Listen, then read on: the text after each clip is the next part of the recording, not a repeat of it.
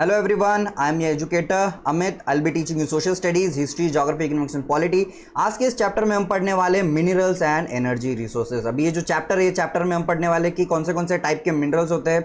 जैसे कि जो आयरन है ये एक मिनरल है, उसके बाद कॉपर है, ठीक है, ये मिनरल से निकाला जाता है, एक्सट्रैक्ट किया जाता है, अलग अलग टाइप के मिनरल्स है। फिर उसके बाद जो एनर्जी रिसोर्सेज है, मतलब ऐसे कौन से रिसोर्सेज जिससे एनर्जी क्रिएट की जा सकती है, ठीक है। तो एनर्जी बहुत सारी चीज़ों की हो सकती है, जैसे कि कोल है, उससे एनर्जी प्रोड्यूस की जा सकती है, इलेक्ट्रिसिटी है, ठीक है, ये भी एक फॉर्म ऑफ एनर्जी है, उसको क्रिएट कैसे करते हैं। अब ये चैप्टर में हम टाइप्स ऑफ रिसोर्सेज भी पढ़ने वाले, टाइप्स ऑफ मेटल्स पढ़ने वाले, कौन सा मेटल है कौन से जगह पे मिलता है, कौन से इंडिया के कौन से स्टेट्स में, प्लेसेस पे ये जो मिनरल्स है, ये जो रिसोर्सेज है वो पाए जाते हैं, ये इन डिटेल ये चैप्टर में हम पढ़ने वाले। Now before proceeding with the chapter, if you people have any doubts, queries, you can connect me on Instagram. This is my YouTube channel. Now let's begin with the topic. अब ये जो metals है ये अलग अलग type के metals होते हैं। आप लोगों ने देखा ही होगा डे टू डे आपके एक्टिविटीज में, ये गोल्ड होता है, सिल्वर है, प्लैटिनम है, ये क्या है, सब टाइप के मेटल्स है। Iron, copper, aluminium, titanium, mercury, chromium, magnesium, zinc और लीड। ये डे टू डे एक्टिविटीज में हर जगह पे कोई भी गुड्स देखो आप, आपके डे टू डे एक्टिविटीज में ये मेटल्स आपको देखने को मिलेंगे ही मिलेंगे, ठीक है। अभी ये मेटल्स जो है ये आते कहाँ से, ठीक है। अभी ये मेटल्स की बात करते हैं, ये जो अर्थ है, अर्थ के क्रस्ट के अंदर से मिलते हैं। फॉर एग्जांपल ये अगर ग्राउंड है, ठीक है, ये अर्थ का ग्राउंड है, तो अर्थ के ग्राउंड में अंडरग्राउंड यहाँ पे ओर्स मिलते हैं, ठीक है। ये ओर्स में से ये जो मेटल्स है, ये जो मिनरल्स है, ये एक्सट्रैक्ट किए जाते हैं, ठीक है। ये अर्थ क्रस्ट देख सकते हो, ये एटमॉस्फेयर, यहाँ पे डायग्राम, यहाँ पे इमेज में ये एटमॉस्फेयर है। ये जो क्रस्ट है, क्रस्ट की मेंटल होता है, मेंटल के बाद आउटर कोर होता है, फिर इनर कोर, ये सब होता है। अभी जो मिनरल्स होते हैं ये वाले पार्ट में मिलते हैं, ठीक है। Minerals are an indispensable part of our life. अभी ये जो मिनरल्स है ये अपने लाइफ के बहुत इंपॉर्टेंट पार्ट है, ठीक है। अपना जो लाइफ है, अपना जो डे टू डे एक्टिविटीज है, ये मिनरल्स की वजह से चलता है, ऐसा बोल सकते हो, ठीक है। जो आयरन है, कोई भी चीज तुम घर में देख लो, कोई भी चीज तुम बाहर, घर के बाहर भी देख लो, हर चीज आयरन से बनी होती है, स्टील से बनी होती है, मिनरल से इन शॉर्ट बनी होती है। आप मिनरल्स ही कंज्यूम करते हो, आप जो न्यूट्रिशंस होते हैं ये क्या होते हैं, मिनरल्स ही होते हैं, आपके जो बॉडी को न्यूट्रिशंस मिलते हैं।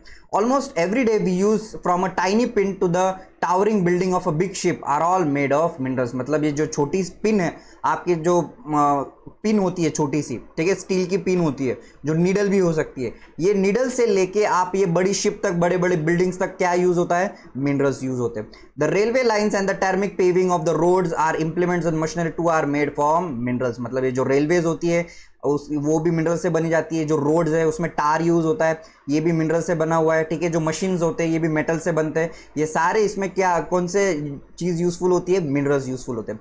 Cars, buses, trains, aeroplanes are manufactured from minerals and run on the power sources derived from earth। अभी ये जो कार्स बसेस भी है ये स्टील से बनाए जाएंगे या आयरन से बनाए जाएंगे। ये भी आयरन क्या है, ये एक मिनरल ही है, ठीक है। और जो ये कार्स जो रन होंगे, जो फ्यूल पे ये कार्स जो रन होगी, ये फ्यूल भी कहाँ से आ रहा है, ये अर्थ से आ रहा है, ठीक है।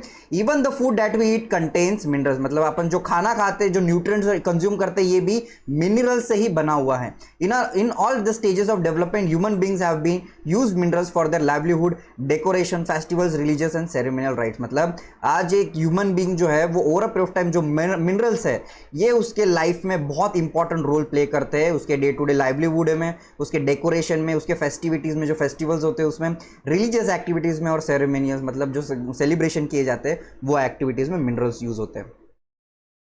अभी जो मिनरल है, ये टूथपेस्ट भी जो होती है वो मिनरल से बनाई जाती है, ठीक है। Toothpaste cleans your teeth. अभी जो टूथपेस्ट होता है आपके दांत साफ करने में, क्लीन करने में हेल्पफुल होता है। Abrasive minerals like silica, limestone, aluminium oxide and various phosphate minerals do the cleaning. अभी क्लीनिंग के लिए ये जो मिनरल्स होते हैं ये यूज होते हैं। कौन से मिनरल्स दिए, सिलिका दिया है, लाइमस्टोन दिया है, एल्यूमिनियम दिया है, ऑक्साइड, एल्यूमिनियम ऑक्साइड दिया है, ठीक है। अभी जो फ्लोराइड है, ठीक है, ये फ्लोराइड जो मिनरल होता है वो कैविटीज को कम करने में यूजफुल होता है, ठीक है। ये फ्लोराइड जो मिनरल है वो अपने जो टीथ में जो कैविटीज होती है उसको कम करने के लिए बहुत हेल्पफुल होता है, ठीक है। Most toothpaste are made with the titanium. अभी बहुत सारे जो टूथपेस्ट होते हैं, ठीक है, ये टाइटेनियम से बनाए जाते हैं, टाइटेनियम ऑक्साइड से, विच कम्स फ्रॉम मिनरल्स, ठीक है। ये मिनरल से आता है टाइटेनियम। और रूटाइल और इल्मेनाइट होते हैं, ये रूटाइल यहाँ पे फोटो दिया है मैंने, ये रूटाइल होता है, ठीक है, ये इल्यूमिनाइट होता है, ये भी टूथपेस्ट बनाने में बहुत ज़्यादा हेल्पफुल होता है, ठीक है। The sparkle in some toothpaste come from mica. अब ये जो स्पार्कल, जो टूथपेस्ट तुम्हारी स्पार्कलिंग टूथपेस्ट होती है, ठीक है, उसमें क्या यूज़ किया जाता है, माइका यूज़ किया जाता है, इसलिए वो स्पार्कल करती है। The tooth brush and tube contains the paste are made up of plastic. अभी जो तुम्हारा ब्रश होता है और वो जो टूथपेस्ट जिसमें होती है, वो जो बॉक्स होता है, वो किससे बनाया जाता है, प्लास्टिक से बनाया जाता है, ठीक है। All living things need minerals. अभी अर्थ पे जितने भी लिविंग बींग्स है, ठीक है, अर्थ पे जितने भी लिविंग बींग्स है, अभी सबको मिनरल्स की ज़रूरत होती है। मतलब एनिमल से लेके प्लांट से लेके ह्यूमन बींग, सब जितने भी लिविंग बींग्स है उनको क्या चाहिए होता है, मिनरल्स चाहिए होता है उनके डे टू डे कंजम्पशन के लिए, ठीक है। Life processes can not occur without minerals. मतलब ये जो लाइफ प्रोसेसेस चल रही है, ठीक है, जो आदमी बर्थ से लेके उसकी डेथ होती है, ठीक है, जो बहुत सारे प्लांट्स का भी उनका जो ओरिजिन होता है डेथ तक होता है, ये मिनरल्स कंज्यूम करते हैं और उनकी लाइवलीहुड में ये बहुत इंपॉर्टेंट रोल प्ले करता है।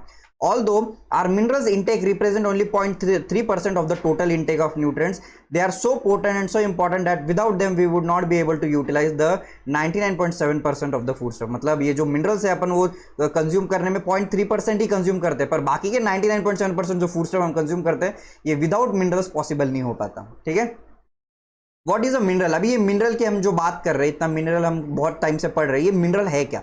अभी जियोलॉजिस्ट है, उन्होंने क्या बोला है, geologist define mineral as a homogeneous naturally occurring substances with a defined internal structure. मतलब मिनरल क्या होते हैं, होमोजेनियस सब्सटेंस होते हैं। होमोजेनियस मतलब सेम, ऐसे मिनरल, एक अगर मिनरल की बात करें तो उनके क्या होंगे, सब जो स्ट्रक्चर होगा, इंटरनल स्ट्रक्चर सबका सेम होगा, सबका जो सब्सटेंस है वो सेम होगा। Minerals are found in a varied forms in the nature ranging from hardest diamond to the softest talc. अभी ये जो मिनरल है ये हार्डेस्ट फॉर्म में भी मिलता है, मतलब ये जो डायमंड, ये एक मिनरल है, ये एक हार्डेस्ट फॉर्म ऑफ सब्सटेंस है। और जो सॉफ्टेस्ट टैल्क है, टैल्क मतलब जो पाउडर आप सुबह सुबह नहाने के बाद मुंह पे लगाते हो, वो उसको टैल्क बोला जाता है, वो भी क्या है, एक मिनरल है, ठीक है। अभी ये मिनरल का ये फोटो में यहाँ पे डेफिनेशन देख लो। Mineral is a naturally occurring inorganic solid with a defined crystal structure and chemical composition. मतलब एक ऐसा केमिकल एक स्ट्रक्चर होता है, एक सॉलिड फॉर्म होता है जिसका एक होमोजीनियस केमिकल कॉम्पोजिशन होता है, उसको क्या बोलेंगे हम, मिनरल बोलेंगे। अभी मिनरल और ओर, ये दोनों में क्या डिफरेंस होता है, मिनरल और ओर? अब ये जो मिनरल होते हैं, the natural material in which the metals और the compounds are found in the earth are called as minerals. मतलब ये जो मिनरल्स है, जो एक्चुअल मटेरियल जो होता है, ठीक है, एक्चुअल मटेरियल मतलब इंप्योरिटीज वगैरह हटा के जब तुम बस आयन और आयन की बात करते हो, ठीक है, आयन ओर में से जब आयन निकालते हो, आयन क्या है, ये एक ओर है। अभी all minerals are not ores. अभी जितने भी मिनरल्स होते हैं वो ओर्स नहीं होते। अभी ओर का क्या मतलब होता है, Those minerals from which metals can be extracted profitably। और मतलब क्या है, एक और जो होता है ये ऐसा होता है, ठीक है, या अभी और में आयन कंटेंट भी हो सकता है, ठीक है, इसमें कॉपर भी हो सकता है, ठीक है, इसमें डायमंड भी हो सकता है। अभी इसमें क्या होती है, बहुत सारी इम्प्यूरिटीज भी होती है। क्या होती है, इम्प्यूरिटीज भी होती है। अभी ये इम्प्यूरिटीज को हटा के अलग अलग मिनरल को क्या करना पड़ता है, एक्सट्रैक्ट करना पड़ता है। तो और जो है ये क्या है, रॉ फॉर्म है, मिनरल्स जो क्या है उसमें से निकाला गया एक फाइनल प्रोडक्ट बोल सकते हो, ठीक है। Why are they so varied? अभी ये जो मिनरल्स है ये अलग अलग क्यों है, अलग अलग मिनरल्स क्यों एग्जिस्ट करते हैं? Rocks are combination of homogeneous substances called minerals. अभी जो जो रॉक्स होते हैं, जो उनके जो सबका कॉम्पोजिशन, केमिकल कॉम्पोजिशन जिनका सेम है, उनको क्या बोला जाता है, मिनरल्स बोला जाता है।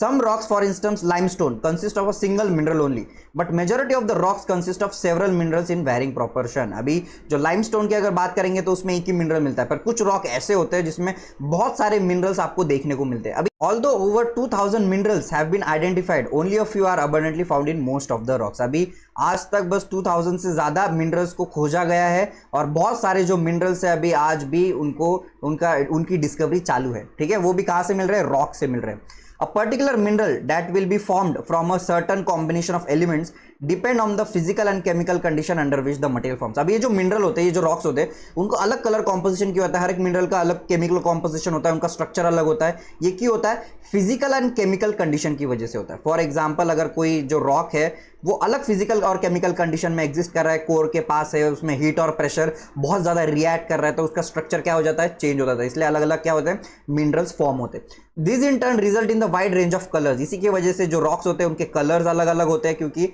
उनका जो फिजिकल फॉर्म है वो अलग प्रेशर कंडीशन में है, अलग, जो उनको धूप है, जो हीट है, प्रेशर है, वो अलग तरह से रिएक्ट कर रहा है, केमिकल कंडीशन वहाँ पे अलग एग्जिस्ट कर रही है, इसलिए उनका जो कलर है वो चेंज देखने को मिलता है, वो हार्डनेस है या सॉफ्टनेस है उसकी वजह से भी चेंज होता है, उनका क्रिस्टल फॉर्म में लस्टर, डेंसिटी, ये सब क्या हो जाते हैं, उनके चेंज हो जाते हैं एग्जिस्टिंग कंडीशन की वजह से। अभी जो जियोलॉजिस्ट होते हैं वो क्या करते हैं, यही प्रॉपर्टीज को यूज करके जो मिनरल्स होते हैं उसको क्लासिफाई करते हैं। फॉर एग्जांपल अगर कोई मिनरल बहुत ज्यादा हार्ड है तो सब मिनरल्स को ये हार्ड की कैटेगरी में डाल दिया जाता है। फॉर एग्जांपल अगर कुछ मिनरल्स बहुत सॉफ्ट है तो वो सब मिनरल्स को सॉफ्ट कैटेगरी में डाला जाता है, ठीक है, उनके प्रॉपर्टीज के हिसाब से। The study of minerals by the geographers and geologists. Geographers study minerals as a part of the earth crust for a better understanding of landform. अभी ये जोग्राफर्स क्या करते हैं, ये मिनरल्स का स्टडी करते हैं लैंडफॉर्म्स को समझने के लिए, ठीक है, अर्थ क्रस्ट को समझने के लिए कि कौन से मिनरल्स कहाँ मिलते हैं। अगर राजस्थान की बात करो तो राजस्थान में धूप बहुत ज़्यादा होती है, तो कौन से रॉक्स मिलते हैं, कौन से रॉक्स की वजह से कौन से मिनरल्स फॉर्म होते हैं, कौन से क्लाइमेटिक कंडीशंस की वजह से वहाँ पे केमिकल कॉम्पोजिशन चेंज हो जाता है, ये सब जोग्राफर्स क्या करते हैं, उसको स्टडी करते हैं। The distribution of mineral resources and associated economic activities are of interest to the geographers. अभी जो जोग्राफर्स होते हैं ये उनके लिए इंटरेस्ट का काम कौन सा होता है कि कौन से मिनरल रिसोर्सेज है, कौन सी इकोनॉमिक एक्टिविटी वहां पे चल रही है, कौन से रिसोर्सेज की वजह से ज्यादा इकोनॉमिक एक्टिविटी हो रही है। अ geologist however is interested in the formation of minerals. और जो जियोलॉजिस्ट, अभी जो जोग्राफर्स होते हैं उनका इंटरेस्ट अलग होता है, उनका वे ऑफ वर्किंग अलग होता है, और जो जियोलॉजिस्ट होते हैं इनका वे ऑफ वर्किंग अलग होता है। जियोलॉजिस्ट को क्या उसका इंटरेस्ट क्या होता है कि कोई भी रॉक है वो फॉर्म कैसे हो रहा है, उसके प्रॉपर्टीज क्या है वो देखेगा। पर जोग्राफर है वो क्या देखेगा, इकोनॉमिक एक्टिविटी, कोई भी मिनरल है वो कहाँ मिल रहा है और उसके वजह से कौन सी इकोनॉमिक एक्टिविटी हो रही है, ठीक है, ये दोनों में डिफरेंस रहेगा। अभी जो मिनरल्स है ये अलग अलग टाइप के एग्जिस्ट करते हैं, क्लासिफिकेशन ऑफ मिनरल्स है, ठीक है, ये क्लासिफिकेशन 3 क्लासिफिकेशन होते हैं, एक तो मेटेलिक मिनरल, नॉन मेटेलिक और एनर्जी मिनरल्स, ठीक है। अभी मेटेलिक मतलब क्या होता है, यहाँ पे आयन कंटेंट होगा, ये मेटेलिक मतलब यहाँ पे आयन कंटेंट होगा। आयन में भी, मेटेलिक में भी 2 टाइप्स है, जिसमें आयन कंटेंट एक्चुअल में है और जो मेटेलिक है पर जिसमें आयन कंटेंट नहीं है, ठीक है, तो उसको नॉन फेरस, जिसमें आयन कंटेंट नहीं होता उसको नॉन फेरस बोला जाता है, और जिसमें आयन कंटेंट होता है उसको क्या बोला जाता है, फेरस बोला जाता है, ठीक है। तो मेटेलिक में जो फेरस है मतलब जिसमें आयन कंटेंट है उसमें क्या आ जाता है, आयन ओर आ जाता है, मैंगनीज आ जाता है, निकल आ जाता है और कोबाल्ट आ जाता है, ठीक है। और जो नॉन मेटेलिक है जिसमें आयन कंटेंट नहीं है बट वो मेटेलिक कैटेगरी में आ जाता है, वो कॉपर है, लीड है, टीन है और बॉक्साइट है, ठीक है। अभी नॉन मेटेलिक में तो इसमें तुम नाम से ही बता सकते हो कि इसमें आयन कंटेंट नहीं है, तो इसमें एक प्रेशियस मेटल्स होते हैं, प्रेशियस मेटल्स मतलब इसमें गोल्ड होगा, सिल्वर और प्लैटिनम होगा, ठीक है। और इसमें दूसरा है mica, salt, potash, sulphur, granite, limestone, ये किस में आ जाते हैं, नॉन मेटेलिक मिनरल्स में आ जाते हैं। अभी एनर्जी मिनरल्स मतलब क्या, ऐसे मिनरल्स जिसको फ्यूल की तरह यूज किया जा सकता है, ऐसे मिनरल्स जिसको फ्यूल की तरह एनर्जी की फॉर्म में यूज किया जा सकता है। फॉर एग्जांपल कोल जो है उससे एनर्जी क्रिएट होती है, इलेक्ट्रिसिटी क्रिएट होती है। पेट्रोल जो है वो आपके कार्स में, आपके बाइक्स में आप यूज करते हो, जिससे एनर्जी क्रिएट होती है। और नेचुरल गैस जो है वो आप घर में डोमेस्टिक जो गैस होता है वो यूज करते हो। ये क्या है, सब एनर्जी फ्यूल्स है, एनर्जी मिनरल्स है। अभी modes of occurrence of minerals, अभी क्या क्या मोड्स होंगे मिनरल्स के ऑकरेंस के। Where are this minerals found, ये मिनरल्स जो होते हैं ये कहाँ मिलते हैं, ठीक है। ये मिनरल्स हमने टाइप्स देख लिए, सब अलग अलग टाइप्स के देख लिए, कौन सा मेटेलिक है, नॉन मेटेलिक है, पर ये मिनरल्स मिलते कहाँ है, ठीक है। पहले हमने देखा था कि अर्थ के क्रस्ट में मिलते हैं, अर्थ के अंदर मिलते हैं। This minerals are usually found in ores, मैंने ओर्स पहले बताया था। ओर्स क्या होता है, ये एक रॉ फॉर्म होता है जिसमें से अलग अलग मिनरल्स जो होते हैं, मेटल्स होते हैं, उसको एक्सट्रैक्ट किया जाता है। The term ore is used to describe an accumulation of any mineral mixed with the other element. मतलब ओर मतलब क्या होता है, रॉ फॉर्म होता है। ये ओर जो होता है ये ऐसा हो सकता है। अभी ये ओर में बहुत सारे इंप्योरिटीज हो सकते हैं, बहुत सारे इंप्योरिटीज हो सकते हैं। फिर उसके बाद इसमें कोल हो सकता है, फिर इसके बाद इसमें आयन हो सकता है, इसके बाद इसमें कॉपर हो सकता है। इसको क्या बोलेंगे, ओर बोलेंगे, एक raw form. The mineral content of the ore must be in sufficient concentration to make the extraction commercially viable. अभी जो मिनरल, अभी जो ओर है, अगर हम किसी ओर की बात कर रहे हैं, ठीक है, अभी ये ओर है, ठीक है, अलग अलग ओर्स अर्थ क्रस्ट में मिल रहे हैं। अभी ओर में अगर यहाँ पे बस आयन है, ठीक है, वो भी बहुत छोटे क्वांटिटी में, यहाँ पे बस कॉपर है, वो भी बहुत छोटे क्वांटिटी में, और यहाँ का जो आयन ओर है इसमें बहुत सारी क्वांटिटी में आयन है, कॉपर है और बहुत सारे मिनरल्स है। तो ये आयन ओर को एक्सट्रैक्ट करना ज़्यादा इकोनॉमिकली फिजिबल होगा। मतलब इसमें पैसे तुम इन्वेस्ट कर सकते हो क्योंकि उसमें से आउटपुट ज़्यादा आ रहा है, ज़्यादा मिनरल्स बाहर निकल रहे हैं। पर इसमें से अगर कोई छोटे मिनरल्स मिल रहे हैं, वो भी क्वांटिटी बहुत कम मिल रही है, तो उस पर इतना खर्चा नहीं किया जा सकता। तो so it is not economically feasible, ठीक है।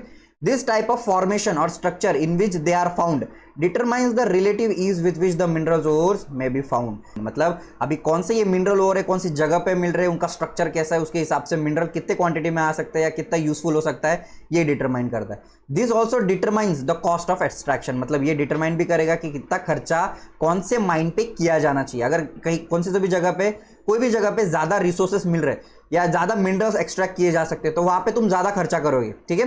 It is therefore important for us to understand the main types of formation in which minerals occur. इसलिए हमको जानना जरूरी है कि मिनरल्स जो होते हैं वो फॉर्म कैसे होते हैं और कौन सी जगह पे हो सकते हैं, जिससे कि अपना पैसा कम वेस्ट हो और कम पैसे में हम ज्यादा मिनरल्स जो रिसोर्सेज है वो एक्सट्रैक्ट कर पाए.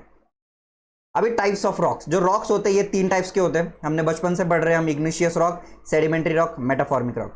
अभी जो रॉक्स होते हैं, ये इग्निशियस जो रॉक है, ये जो लावा, जो माउंटेन्स होते हैं जिसमें लावा होता है, ठीक है, जिसमें लावा होता है, जब ये लावा बाहर आ जाता है, ठीक है, लावा बाहर आ जाता है, जो लैंड पे आ जाता है, और ये लावा क्या हो जाता है, सूख जाता है. ठीक है. और ये इसका क्या हो जाता है, जब over a period of time ये जो लावा है ये वो ठंडा हो जाता है और कोल्ड हो जाता है, तो इसके वजह से उसके रॉक्स फॉर्म होते हैं. इसी को क्या बोला जाता है, इग्निशियस रॉक्स बोला जाता है.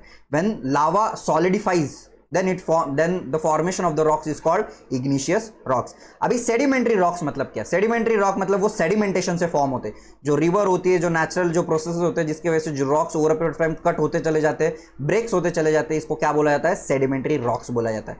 और मेटाफॉर्मिक रॉक मतलब क्या, जब इग्निशियस रॉक और सेडिमेंट्री रॉक, मतलब जब इग्निशियस रॉक और सेडिमेंट्री रॉक, ये दोनों रॉक जब अर्थ क्रस्ट के अंदर because of the heat and pressure, heat और प्रेशर की वजह से इनका ट्रांसफॉर्मेशन होता है नए रॉक में, उसी को क्या बोला जाता है, मेटामॉर्फिक रॉक बोला जाता है. ठीक है.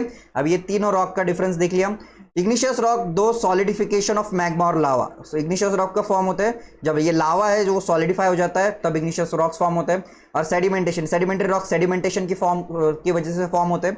मेटाफॉर्मिक रॉक ये होता है ट्रांसफॉर्मेशन, जो पुराने रॉक्स होते हैं उसको ट्रांसफॉर्म होते हैं हीट और प्रेशर की वजह से, उसको मेटाफॉर्मिक रॉक बोला जाता है. अभी कैरेक्टरिस्टिक्स क्या है, इग्निशियस रॉक के कैरेक्टरिस्टिक्स क्या है, ये लेयर्स में नहीं मिलते और ये हार्डेस्ट होते हैं. इग्निशियस सबसे हार्डेस्ट होते हैं सब रॉक्स में से. अभी ये जो रॉक्स है सेडिमेंट्री रॉक, ये डिस्टिंक्टली लेयर्ड है. लेयर्ड मतलब क्या है, ये अलग अलग ऐसे लेयर्स में मिलते हैं, ये अलग से लेयर्स में. ठीक है. और ये इजी टू क्रम्बल, मतलब तुम हाथ भी लगाओ तो वो पत्थर के क्या होते जाएंगे, टुकड़े होते जाएंगे. मेटाफॉर्मिक रॉक के क्या कैरेक्टरिस्टिक्स हो सकते हैं, मे हैव लेयर्स, ये लेयर्स में भी एग्जिस्ट कर सकते हैं, और ये रिलेटिवली सेडिमेंट्री रॉक के हिसाब से ज्यादा हार्डर होते हैं. ठीक है. अभी इसके टाइप्स क्या है, ये रॉक्स यहाँ पे देख सकते हो, ये इग्निशियस रॉक है, ठीक है, ये है सेडिमेंट्री रॉक और ये है metamorphic rock. Minerals generally occur in this forms. अभी जो मिनरल्स होते हैं ये 2 फॉर्म्स में मिलते हैं. ठीक है. इग्निशियस, मेटाफॉर्मिक और सेडिमेंट्री रॉक. ठीक है. हम लोगों ने पहले तीनों रॉक्स के बारे में समझ लिया. ठीक है. अभी ये दो जो मिनरल्स होते हैं ये दो रॉक्स में कैसे मिलते हैं वो देखते हैं. ठीक है.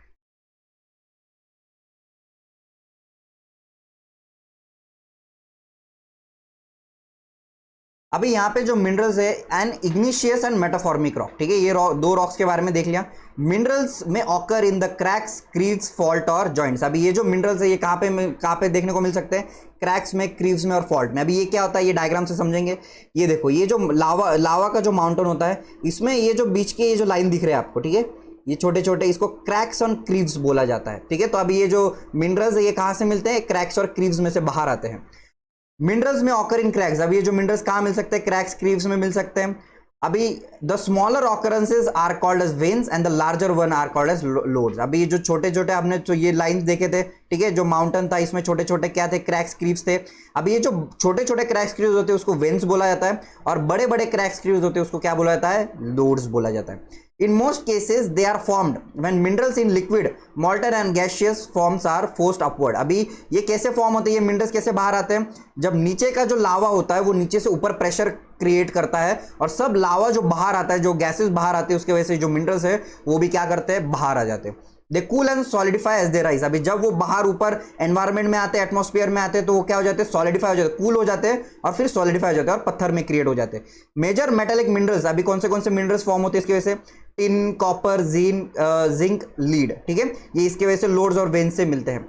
नेक्स्ट है सेडिमेंट्री रॉक्स. अभी सेडिमेंट्री रॉक्स मैंने बताया था कैसे फॉर्म होता है, सेडिमेंटेशन की वजह से. Number of minerals occur in beds और लेयर्स। अभी ये जो मिनरल्स होते हैं ये बेड्स और लेयर्स में मिलते हैं। ये डायग्राम में आप लोग देख सकते हो, ये जो बेड्स है ये मिनरल्स सीधा ऐसे बेड, पूरा का पूरा जो बेड होता है वो पूरा मिनरल्स से भरा हुआ होता है। They have been formed as a result of deposition, accumulation and concentration of horizontal strata. अभी ये कैसे फॉर्म होते हैं? ये हॉरिजॉन्टल स्ट्रेटा की वजह से, जो पूरा जो पत्थर होता है वो हॉरिजॉन्टली वहां पे क्या कर रहा होता है? एग्जिस्ट कर रहा होता है। Coal and some form of iron ore have been concentrated as a result of long period under the great heat and pressure. अभी जो कोल है और बहुत सारा जो आयरन ओर होता है ये हीट और प्रेशर की वजह से उसके क्या बन जाते हैं? लेयर्स बन जाते हैं, और ये जो मिनरल्स है ये लेयर्स में मिलते हैं। Another group of sedimentary minerals include gypsum. अभी कौन से और दूसरे ग्रुप्स मिलते हैं? जिप्सम है, पोटैश है, सॉल्ट है, सोडियम सॉल्ट है। ये किस में मिलते हैं? लेयर्स में मिलते हैं। They are formed as a result of evaporation especially in the arid region. अभी ये जो ऊपर के जो मिनरल्स है ये इवेपोरेशन की वजह से मिलते हैं, जो एरिड रीजन में, मतलब जहां पे हीट ज्यादा होती है, धूप ज्यादा होती है। ठीक है, नेक्स्ट है डिकम्पोजिशन ऑफ सरफेस रॉक्स। अभी जो फॉर्मेशन है, मिनरल्स फॉर्मेशन का दूसरा मोड है ये डिकम्पोजिशन ऑफ सरफेस रॉक्स है। ठीक है, another mode of formation involves the decomposition of surface rocks and the removal of soluble constituents leaving the residual mass of weathered material containing ores. अभी जितने भी जो रॉक्स होते हैं वो वेदरिंग की प्रोसेस से क्या हो जाते हैं? वो टूटते चले जाते हैं। ठीक है, वो ब्रेक डाउन होते चले जाते हैं। तो ब्रेक डाउन की वजह से क्या हो जाता है? जो रॉक के अंदर जो भी मिनरल्स है, जो ओर है, वो बाहर निकलने चालू हो जाता है। ठीक है, बॉक्साइट कैसे होता है? यही वे से क्या हो जाता है? फॉर्म हो जाता है। नेक्स्ट है एलुवियल डिपॉजिट। सर्टन मिनरल्स में occur as alluvial deposit in the sands of valley floor and the base of the hills. मतलब ये जो वैलीज होते हैं, ये जो बड़े बड़े माउंटेन्स होते हैं, दो माउंटेन्स के बीच में की जो जगह होती है उसको वैली बोला जाता है। अभी ये वैलीज में ये एलुवियल डिपॉजिट्स मिलता है, जिसमें क्या मिलता है? बहुत सारे मिनरल्स एग्जिस्ट करते हैं। This deposits are called as placer deposit. अभी ये जो एलुवियल डिपॉजिट इसको क्या बोला जाता है? प्लेसर डिपॉजिट बोला जाता है। और यहाँ पे ऐसे ही मिनरल्स एग्जिस्ट करते हैं जो वाटर की वजह से अफेक्ट नहीं होते या कोरोड नहीं होते। ठीक है, गोल्ड, सिल्वर, प्लैटिनम है, ये यहाँ पे एलुवियल डिपॉजिट में मिलते हैं। गोल्ड तुम देखो कितने 24 आवर्स तुम पानी में रखो वो कभी खराब नहीं होता। आयरन पर तुम पानी में रखो, आयरन क्या हो जाता है? उसका कलर चेंज होता है और खराब होने लग जाता है वो। ठीक है, पर गोल्ड, सिल्वर, प्लैटिनम जो होते हैं वो पानी की वजह से अफेक्ट नहीं होते। तो ये जो एलुवियल डिपॉजिट है ये कहाँ देखने को मिलेंगे तुमको? ये यहाँ पे जो माउंटेन्स है उसके वैलीज में देखने को मिलेंगे।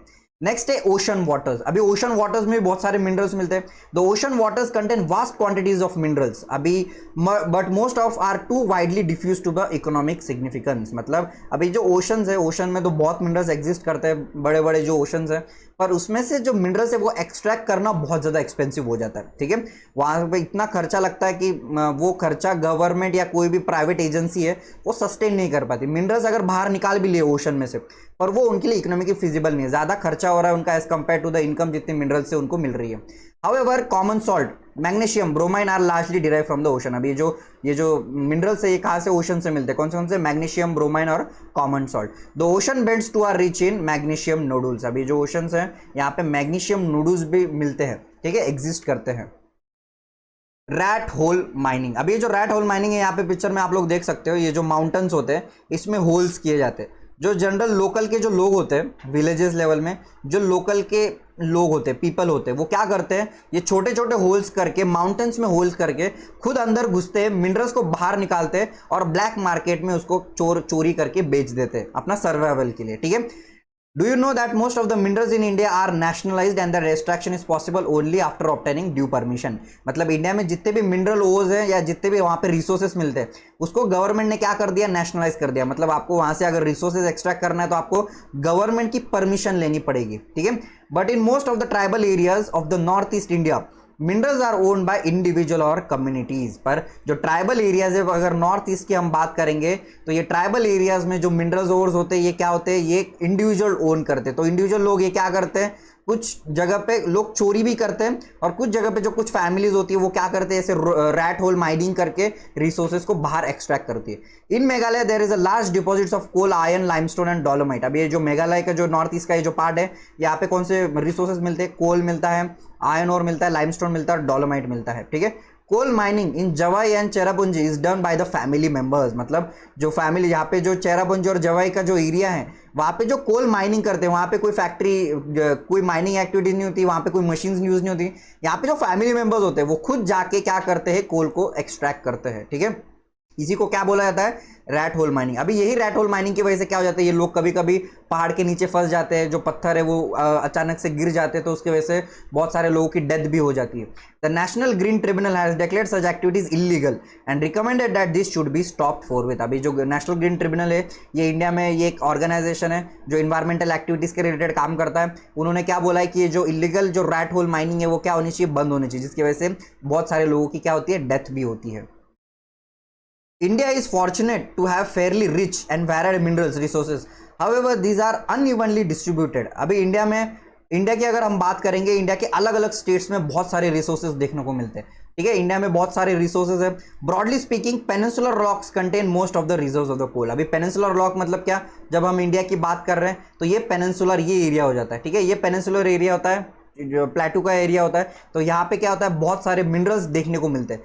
Sedimentary rocks on the western and eastern flank. अभी सेडिमेंट्री जो रॉक्स है ये वेस्टर्न फ्लैंक और ये ईस्टर्न फ्लैंक यहाँ पे देखने को मिलते हैं। ठीक है, it have most petroleum deposit. Rajasthan with the rock system of the peninsular has reserves of many non-ferrous material. अभी राजस्थान की यहाँ पे अगर हम बात करेंगे, यहाँ पे अगर राजस्थान है, ठीक है, ये राजस्थान की हम एक मिनट, हाँ यहाँ पे अगर राजस्थान की बात करेंगे, ये है Rajasthan.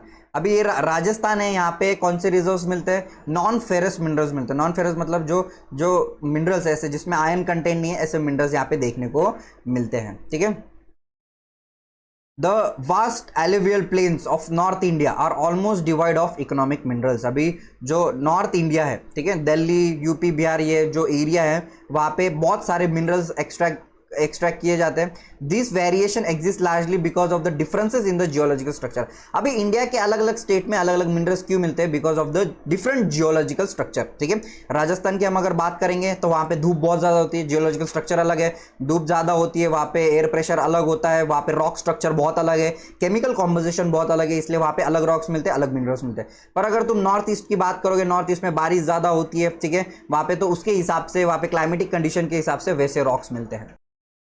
Factors that affects the economic viability of a resource, मतलब क्या ऐसे फैक्टर्स जो मतलब रिसोर्सेज को एक्सट्रैक्ट करना चाहिए कि नहीं करना चाहिए, पैसा ज़्यादा लगेगा, अगर पैसा लगा रहे तो प्रॉफिटेबल होगा कि नहीं, ये 3 चीज़ों पे डिपेंड करता है। कॉन्सेंट्रेशन ऑफ मिनरल्स इन, अगर तुम ऐसे जगह पे अपनी माइनिंग एक्टिविटी स्टार्ट करो जहाँ पे मिनरल्स बहुत कम है और तुम ज़्यादा पैसा इन्वेस्ट करके बैठे हो तो तुम लॉस में चले जाओगे। ठीक है, तो कहाँ पे सबसे ज़्यादा रिसोर्सेज मिल रहे हैं तुम वहीं पे इन्वेस्टमेंट करो तो वो ज़्यादा फिजिबल रहेगा।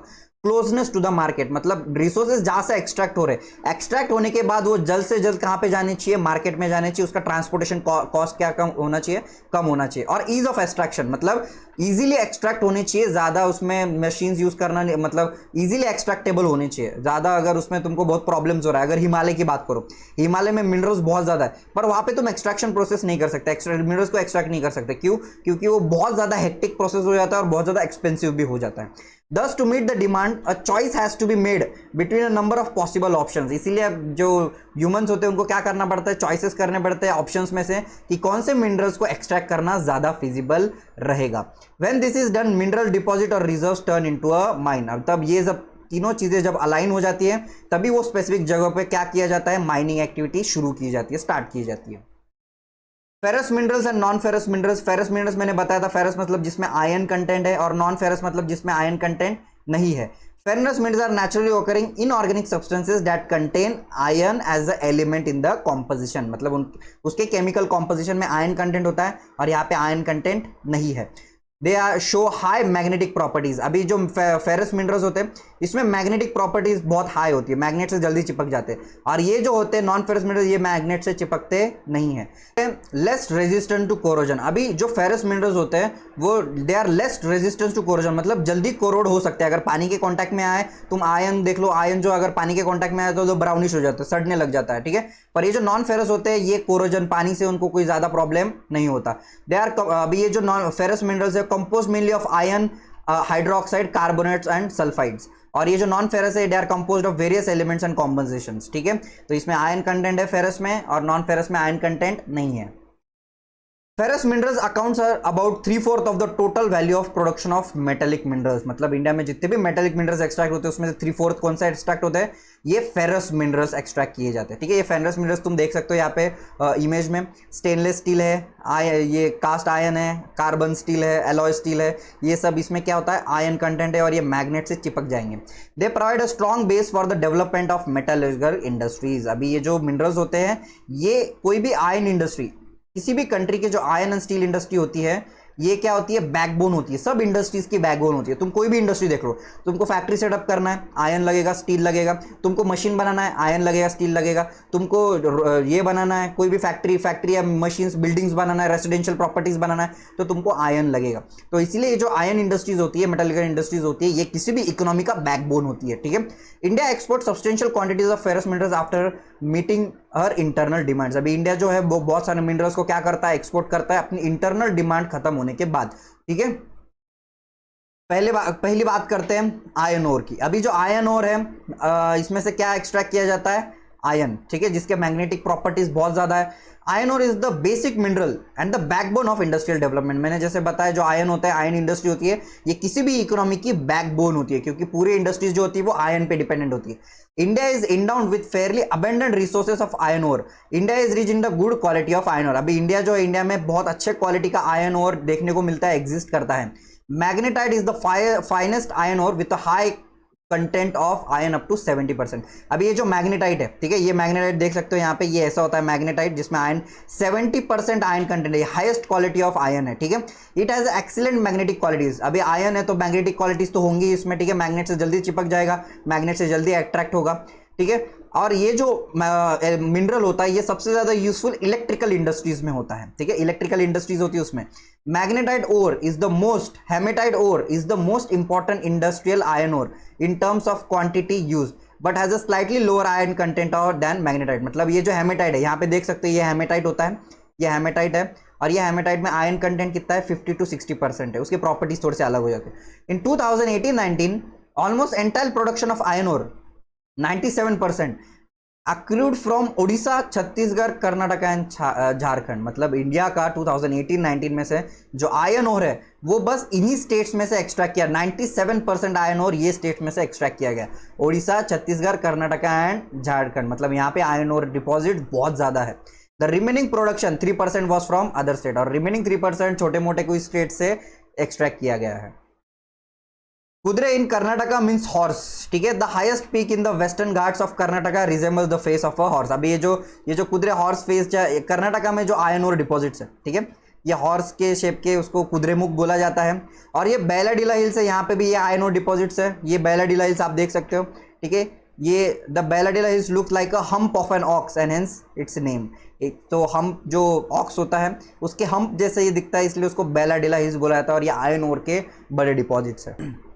नेक्स्ट है the major iron ore belts in India. अभी ये जो बेल्ट्स है, ये बहुत इंपॉर्टेंट बेल्ट्स है जहां से आयरन ओर एक्सट्रैक्ट किया जाता है। ये फोटो में आप लोग देख सकते हो। ठीक है, पहला है ओडिशा झारखंड बेल्ट। ठीक है, फोटो में यहाँ पे देखो, ये है ओडिशा झारखंड बेल्ट। अभी ये ओडिशा झारखंड बेल्ट में कौन सा आयरन मिलता है, इसमें मिलता है हेमेटाइट। हेमेटाइट भी कहाँ पे मिल रहा है, बादामफर माइंस में मिल रहा है। कहाँ पे, इन मयूरभंज एंड खेंजौर डिस्ट्रिक्ट। ये कहाँ पे, ओडिशा झारखंड के ये बेल्ट पे, ये जो एरियाज ये एग्जिस्ट करते हैं, वहां पे आयरन ओर डिपॉजिट्स है। ठीक है, in the adjoining Singhbhum district of Jharkhand hematite iron ore is mined in Goa and Noamundi. ठीक है, ये जगह के नाम है, ये याद कर लेना, एमसीक्यू में आ सकता है, और ये जो है ये मैप में आ सकता है। तो पहला है Odisha Jharkhand belt.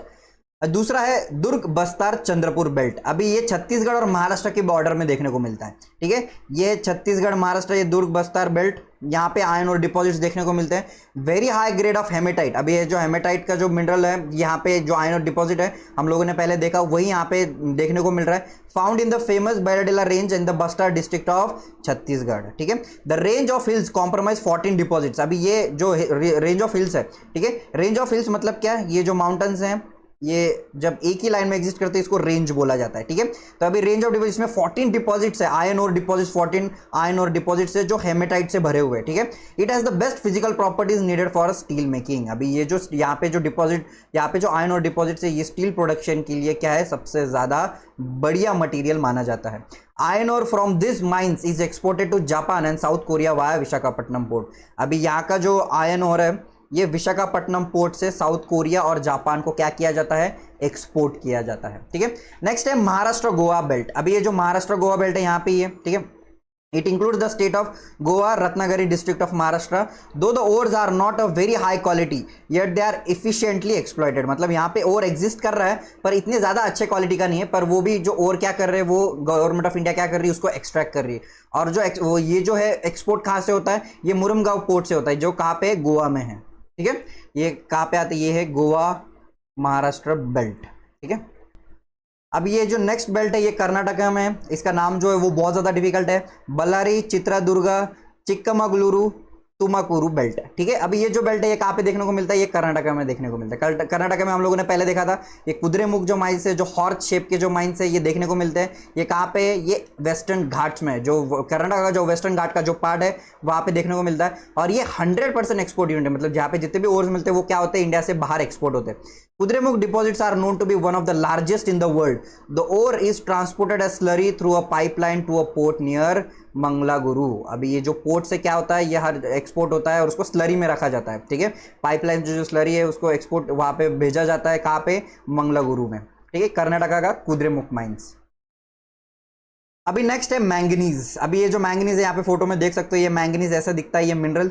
Manganese is mainly used in manufacturing of steel and ferrous manganese alloy. अभी ये जो मैंगनीज है ये स्टील बनाने में बहुत ज़्यादा हेल्पफुल होता है। ठीक है, स्टील को बनाने में ये उसको मिक्स किया जाता है, मैंगनीज मिक्स किया जाता है, तभी स्टील बनता है। Nearly 10 kg of manganese is required to manufacture 1 tonne of steel. मतलब 1 टन स्टील बनाने के लिए आपको कितना, 10 kg ऑफ मैंगनीज लगता है, उसको मिक्स करना पड़ता है, उसका एक एलॉय बनाना पड़ता है, तभी स्टील फॉर्म होता है। It also use in manufacturing bleaching powder, insecticides and paints. अभी ये जो मैंगनीज है ये इंसेक्टिसाइड्स, ब्लीचिंग पाउडर और पेंट्स में भी बहुत ज़्यादा यूजफुल होता है। Non ferrous minerals. अभी ये जो नॉन फेरस मिनरल्स है इसमें कौन से आते हैं, कॉपर आ जाता है, देखो कैसे दिखता है कॉपर, फिर ये ब्रास है, एल्यूमिनियम है, टंगस्टन है और फिर लीड है। ठीक है, अभी नॉन फेरस मिनरल्स के बारे में पढ़ते हैं। India's reserves and production of non ferrous minerals is not very satisfactory. अभी इंडिया जो है नॉन फेरस मिनरल्स ज्यादा सेटिस्फैक्ट्री, मतलब ज्यादा क्वांटिटी में प्रोड्यूस नहीं करता और ज्यादा उसका प्रोडक्शन भी नहीं है। However this minerals which include copper, bauxite, lead, zinc and gold play a vital role in the number of metallurgical engineering and electrical industries. मतलब ये जो कुछ नॉन फेरस जो मिनरल्स है ये मेटलर्जिकल और इंजीनियरिंग इंडस्ट्रीज में और इलेक्ट्रिकल इंडस्ट्रीज में बहुत ज्यादा हेल्पफुल होते हैं। पहला है copper. India is critically deficient in the reserves and production of copper. India में जो कॉपर है वो बहुत कम क्वांटिटी में देखने को मिलता है। बीइंग मेलेबल मतलब क्या, कि उसको तुम किसी भी शेप में लेके आ सकते हो। डक्टाइल मतलब उसके तुम शीट्स बना सकते हो। और गुड कंडक्टर ऑफ इलेक्ट्रिसिटी मतलब उससे इलेक्ट्रिसिटी क्या हो सकती है, पास हो सकती है। Copper is mainly use in electrical cables, electronics and chemical industries. अभी ये जो कॉपर होता है ये इलेक्ट्रॉनिक्स इंडस्ट्री में, केमिकल इंडस्ट्रीज में यूज किया जाता है, because it is a good conductor of electricity. Location, अभी कहाँ पे ये कॉपर माइंस कहाँ पे देखने को मिलेगा, the Balaghat mines of Madhya Pradesh. अभी मध्य प्रदेश के जो बालाघाट माइंस है, ठीक है, यहाँ पे देख सकते हो ये फोटो में, ये बालाघाट माइंस है, ये मध्य प्रदेश में। यहाँ पे क्या मिलता है, कॉपर देखने को मिलता है। खेतरी माइंस इन राजस्थान, ये राजस्थान का ये खेतरी माइंस है, यहाँ पे कॉपर देखने को मिलता है। एंड सिंगबम डिस्ट्रिक्ट ऑफ झारखंड, ये सिंगबम डिस्ट्रिक्ट है, ये फोटो में देख सकते हो, ये झारखंड का जो सिंगबम डिस्ट्रिक्ट है, यहाँ पे क्या मिलता है, कॉपर देखने को मिलता है। They are the leading producers in India. Next है बॉक्साइट। आप लोग देख सकते हो ये जो बॉक्साइट है, यहाँ पे फोटो दिया है, ये बॉक्साइट ऐसा दिखता है। ठीक है, दो several ores contain aluminium, it is from the bauxite.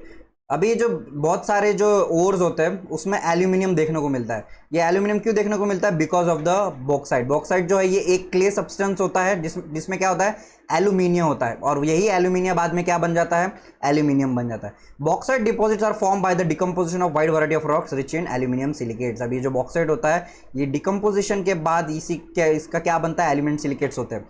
Element silicates is an important metal because it combines the strength of the metals. अभी ये जो एलिमेंट सिलिकेट होते हैं ये बहुत ज़्यादा इंपॉर्टेंट मिनरल हो जाता है। क्यों, क्योंकि ये जो बाकी के जो मेटल्स में अगर उसको मिक्स किया जाए, उसका एलॉय बनाया जाए, तो उसको क्या बनाया जाए, तो उसकी स्ट्रेंथ जो होती है वो बढ़ जाती है। ठीक है, तो कौन से मिनरल्स में ऐड करने के बाद उसकी स्ट्रेंथ बढ़ती है, आयन में, ठीक है, आयन के साथ मिक्स करने के बाद उसका जो लाइटनेस है वो बढ़ जाता है, मतलब जो हैवीनेस है वो कम हो जाता है, और उसकी जो कंडक्टिविटी वो अच्छी हो जाती है, और ग्रेट मेलेबिलिटी, मेलेबिलिटी मतलब वो किसी भी शेप फॉर्म में उसको कन्वर्ट किया जा सकता है।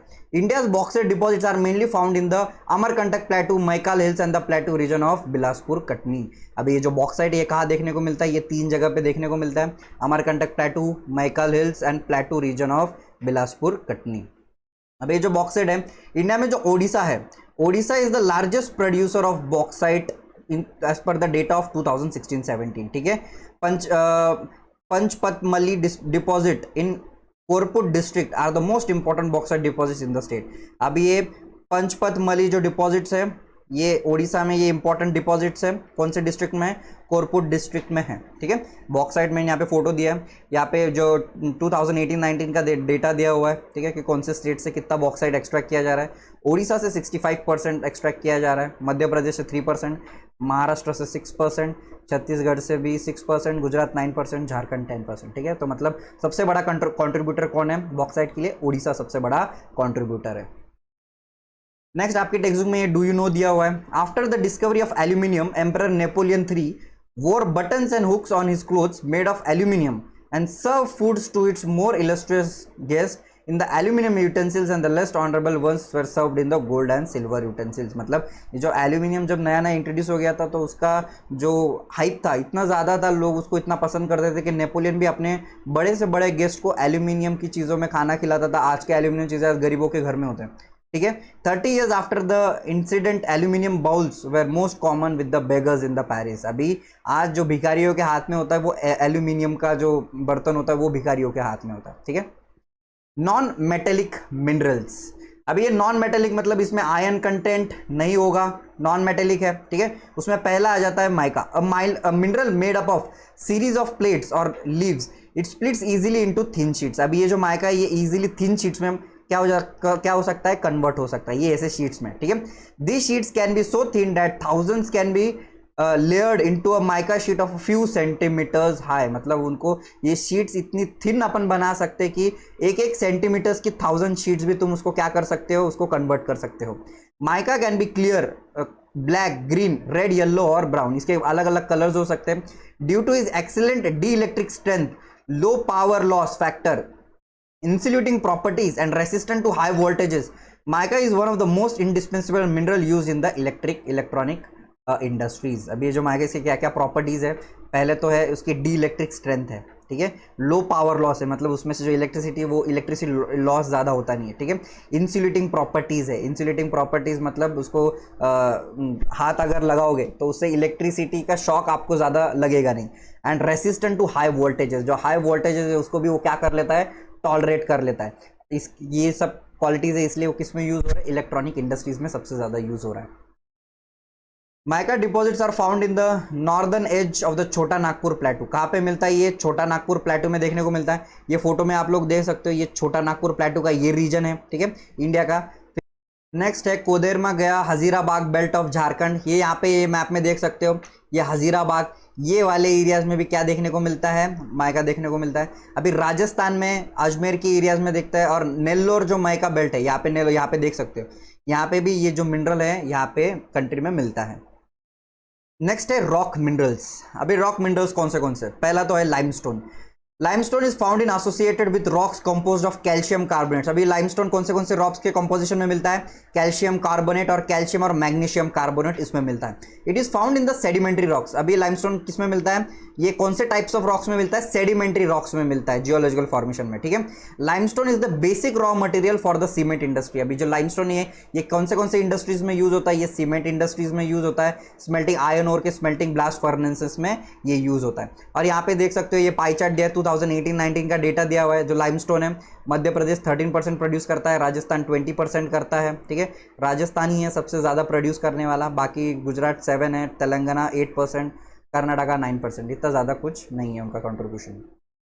अभी नेक्स्ट है the dust and the noxious fumes inhaled by the miners make them vulnerable to pulmonary diseases. अभी ये जो मिनरल्स है, मिनरल्स को जलाने की वजह से जो माइंस में जो भी जितने भी फ्यूम्स या डस्ट जो क्रिएट होती है उसके वजह से जो वर्कर्स होते हैं वहाँ पे उनको क्या हो जाते हैं, पल्मोनरी डिजीजेज हो जाते हैं, ठीक है, रेस्पिरेटरी डिजीजेज हो जाते हैं। The risk of collapsing mine roofs, ठीक है, inundation and fires in the coal mines are a constant threat to the miners. अभी जो माइनिंग एक्टिविटी जहाँ पे भी चलती है वहाँ पे जो वर्कर्स होते हैं वो उनके ऊपर खतरा होता है, कभी भी जो पत्थर हो सकते हैं वो उनके ऊपर गिर सकते हैं, ठीक है, कभी भी जो कोल की जो माइन है वहाँ पे आग लग सकती है तो उसमें वो जल सकते हैं। The water source in the region gets contaminated due to the mining. अभी ये माइनिंग एक्टिविटीज से आसपास अगर कहीं वहाँ पे लेक है या रिवर है तो ये लेक और रिवर, ये वाटर रिसोर्सेज है, वो क्या हो जाता है, उसकी वजह से कंटेमिनेट हो जाता है। Dumping of waste and slurry leads to the degradation of land. अभी ये जो डंपिंग ऑफ, ये जो वेस्ट होता है मिनरल से, जो भी वेस्ट हो जाता है, जो लैंड में जब उसको डाला जाता है तो लैंड क्या हो जाती है, डिग्रेड हो जाती है, सॉइल भी क्या हो जाती है, डिग्रेड हो जाती है। And increase in the stream and river pollution, और इसके वजह से जो रिवर पोल्यूशन है वो भी देखने को मिलता है। तो इसी को प्रोटेक्ट करने के लिए क्या करनी चाहिए, strict safety regulations government of India ने या किसी भी कंट्री के गवर्नमेंट ने रखनी चाहिए। तो इसी के लिए क्या जरूरी है, कंजर्वेशन बहुत ज्यादा जरूरी होता है। इसलिए नेक्स्ट टॉपिक है कंजर्वेशन ऑफ मिनरल्स, ठीक है। अभी ये जो मिनरल्स का जो कंजर्वेशन है, मिनरल्स तो कंजर्व करनी ही है, ठीक है, पर उसके साथ साथ हमको मिनरल्स के साथ अर्थ को भी कंजर्व करना ज्यादा जरूरी है, ठीक है। अभी मिनरल्स को कैसे कंजर्व करेंगे, उनको प्रॉपरली यूज करेंगे। We all appreciate that strong dependence of industry and agriculture upon minerals deposits and the substances manufactured from them. मतलब आज जो इकोनॉमिक डेवलपमेंट हो रही है ये मिनरल्स के वजह से हो रही है। ये एग्री तो हम करते हैं, पूरा जो इंडस्ट्री आज चल रहा है, पूरी मैन्युफैक्चरिंग एक्टिविटी चल रही है, एग्रीकल्चर चल रहा है, जो हम खाना भी खा रहे हैं तो ये किसकी वजह से पॉसिबल हो रहा है, मिनरल्स की वजह से पॉसिबल हो रहा है। जो भी मशीन्स बन रही है ये मिनरल्स की वजह से बन रही है। The total volume of workable minerals deposit is an insignificant fraction. मतलब जितने भी वर्कर्स ये जितने भी वर्केबल मिनरल्स है वो अभी तक कितना कंट्रीब्यूट कर रहे हैं, 1%। अर्थ क्रस्ट में अभी तक 1% मिनरल्स अपन ने क्या किए हैं, एक्सट्रैक्ट किए, यूज किए। पर अगर यही स्पीड रहा मिनरल्स यूज करने का तो कुछ ईयर्स में ही ये मिनरल्स क्या हो सकते हैं, खत्म हो सकते हैं। ऐसे मिनरल्स जिनको मिलियंस ऑफ ईयर्स फॉर्मेशन में लगते हैं, मतलब मिलियंस ऑफ ईयर्स लगते हैं उनको बनने में, तो वो खत्म होने में उनको ज्यादा टाइम नहीं लगेगा। The geological process of mineral formation are so slow that the rates of replenishment are infinitely small in comparison to the present rate of consumption। मतलब आज का जो ह्यूमंस है, ह्यूमंस बहुत ज्यादा रेट से जो मिनरल्स है उसको क्या कर रहे हैं, यूज कर रहे हैं, पर उसका जो रिप्लेनिशमेंट मतलब वापस वो मिनरल्स फॉर्म करने के लिए जो टाइम लगने वाला है वो बहुत ज्यादा है, और जो ह्यूमंस है वो बहुत फास्ट कम टाइम में ज्यादा यूज कर रहे हैं, ठीक है। ये कंजर्वेशन का मिनरल्स का बहुत बड़ा प्रॉब्लम है।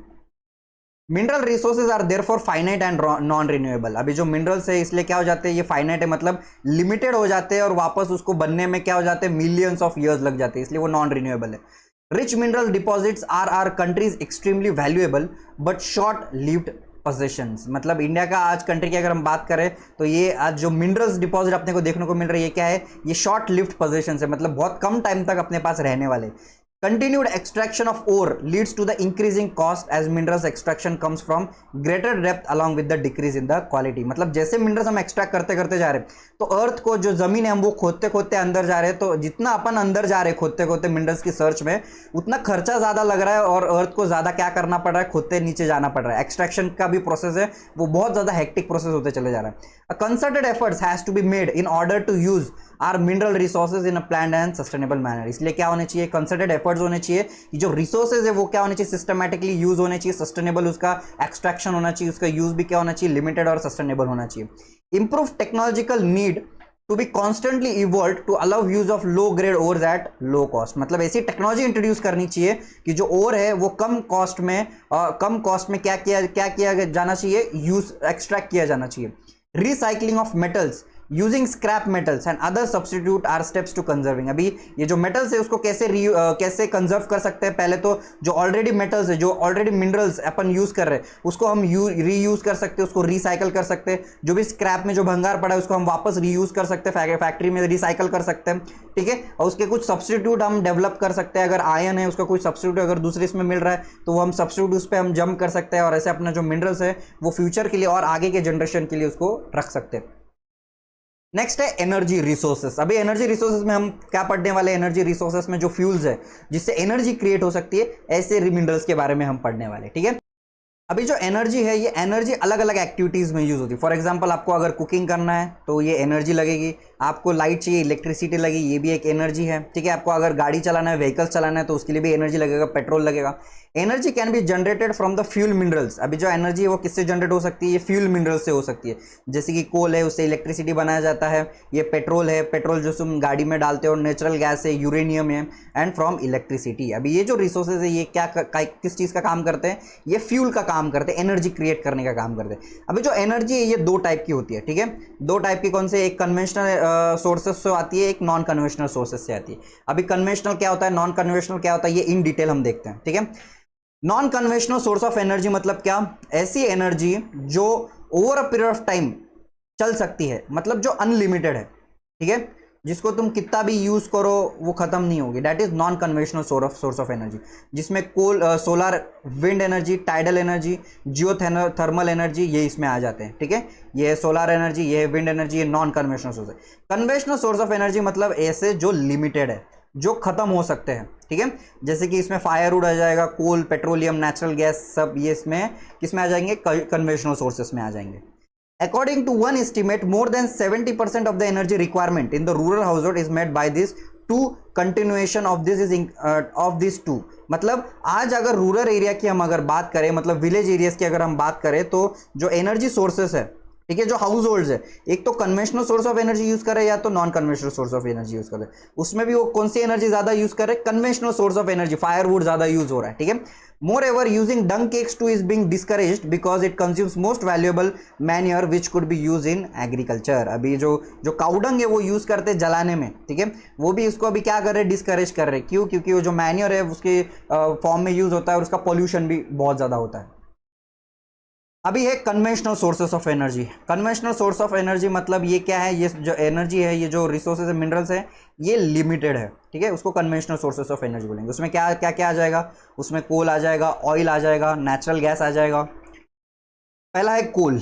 अभी कोल जो है इसको ब्लैक गोल्ड भी बोला जाता है, ठीक है। कोल जो है इसको ब्लैक गोल्ड भी बोला जाता है। In India coal is the most abundantly available fossil fuel. It provides a substantial part of the nation's energy needs. अभी इंडिया में जो कोल है वो जो हाई क्वालिटी का कोल तो नहीं मिलता, पर जो भी कोल मिलता है उससे इंडिया की एनर्जी रिक्वायरमेंट पूरी हो जाती है। और ये जो है energy requirement, substantial energy requirement coal पूरी करता है, ठीक है, इलेक्ट्रिसिटी फॉर्मेशन में।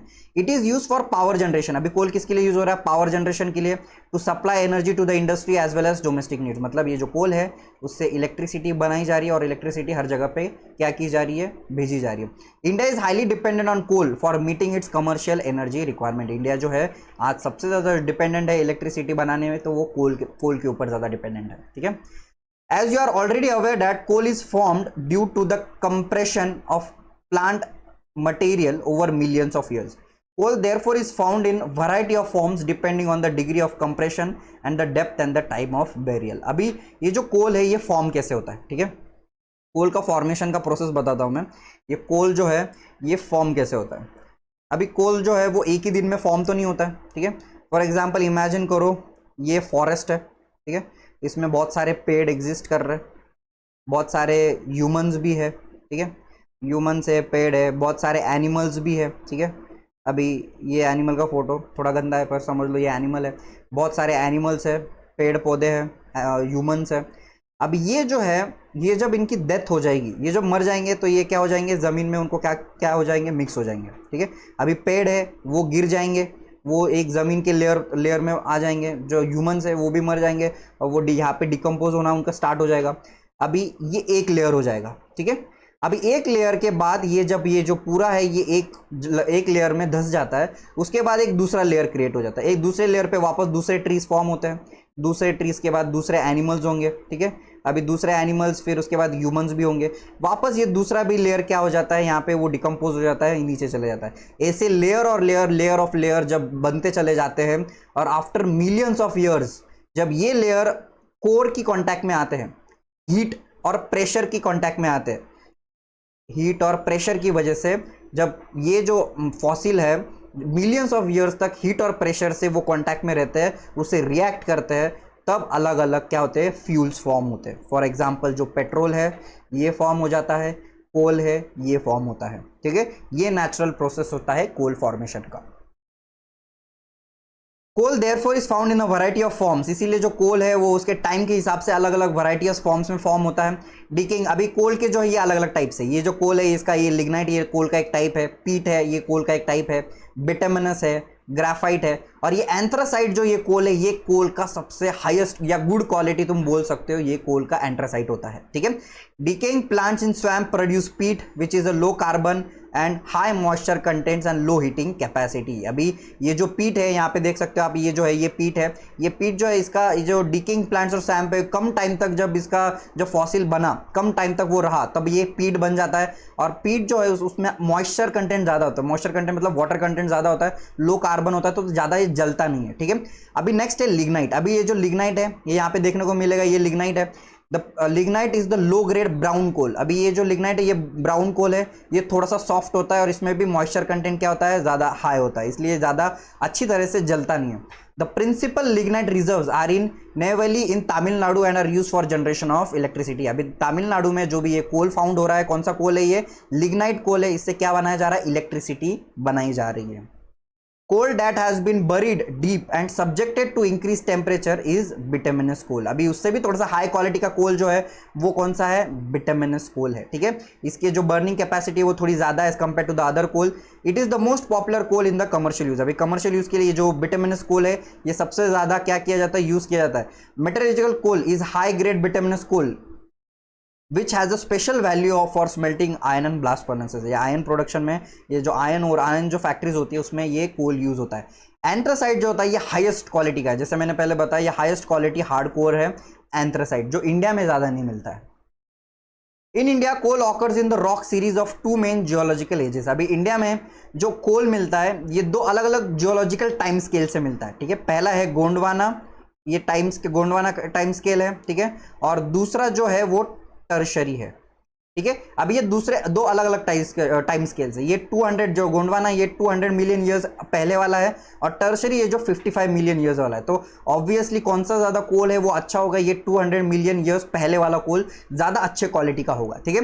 The major resource of Gondwana coal which are material coal are located in Damodar valley.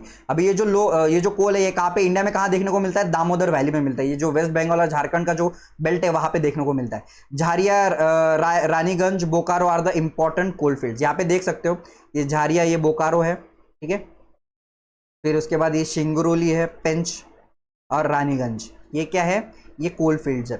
तो Godavari Mahanadi, Son and Wardha valleys also contain coal field. अभी ये जो गोदावरी रिवर का जो ये है वहां पे भी कोल्स देखने को मिलते हैं।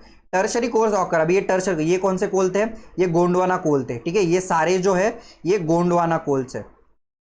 उसके बाद अभी ये टर्शरी कोल्स कौन से एरियाज में मिलते हैं, वो मेघालय में, आसाम में, अरुणाचल प्रदेश और नागालैंड, मतलब नॉर्थ ईस्ट के स्टेट्स में टर्शरी कोल्स देखने को मिलते हैं। और ये जो गोंडवाना कोल में ये बाकी के एरिया से देखने को मिलते हैं। ठीक है। Remember coal is a bulky material which loses weight on use as is reduce to ash. अभी जो कोल होता है जैसे जलते जलते जाता है वो अपना वेट लूज करते करते जाता है और एशेस में कन्वर्ट हो जाता है। ठीक है। तो जितनी भी हैवी इंडस्ट्रीज होती है जो कोल पे चलती है तो ऐसी जगह पे फॉर्म होती है जहां पे इजीली कोल क्या है, जल्दी से सप्लाई हो जाए और इजीली अवेलेबल हो। ठीक है। नेक्स्ट है पेट्रोलियम। पेट्रोल जो है ये आज का सबसे न्यूज का, करंट अफेयर्स का सबसे बड़ा हॉट टॉपिक होता है। ठीक है। जो पेट्रोल के जो प्राइसेस होते हैं ये आज तुम्हारे डे टू डे लाइफ में बहुत ज़्यादा मैटर करते हैं। पेट्रोलियम और mineral oil is the next major energy source in India after coal. Coal के बाद इंडिया सबसे ज़्यादा जो कोई मिनरल यूज़ करता है तो वो क्या है, पेट्रोल है। It provides fuel for heat and lightning. अभी जो पेट्रोल है ये फ्यूल प्रोवाइड करता है हीट और लाइटनिंग के लिए। लुब्रिकेंट्स के लिए भी यूजफुल होता है। आप जो वैसलीन यूज़ करते हो उसमें भी पेट्रोल ही यूज़ होता है। ठीक है। मशीन जो होते हैं उसके जो लुब्रिकेंट जो ऑयल होता है वही यूज़ होता है। बहुत सारे रॉ मटेरियल मैन्युफैक्चरिंग इंडस्ट्रीज में पेट्रोल यूज़ किया जाता है। Petroleum refineries act as a nodal industry for synthetic textile. अभी टेक्सटाइल कुछ जो इंडस्ट्रीज होते हैं उसमें भी क्या किया जाता है, ये पेट्रोल यूज होता है। फर्टिलाइजर इंडस्ट्रीज में यूज होता है। केमिकल इंडस्ट्रीज में पेट्रोल यूज किया जाता है। जो परफ्यूम इंडस्ट्रीज होती है, ठीक है, इसमें भी बहुत सारा पेट्रोल यूज किया जाता है। कॉस्मेटिक इंडस्ट्री है वो भी पेट्रोल यूज करती है। Most of the petrol occurrences in India are associated with anticline faults and anticlines and fault traps in the rock formation of the tertiary age। अभी ये जब टर्शरी एज के हम जब कोल की बात करते हैं, पेट्रोल की बात करते हैं तो उसमें एंटीक्लाइन फॉल्ट्स में मिलता है। ये एंटीक्लाइन मतलब क्या होता है, ये यहाँ पे ध्यान दो, ये है एंटीक्लाइन। ठीक है। ये एंटीक्लाइन और ये होता है सिनिक्लाइन। ठीक है। सिनिक्लाइन।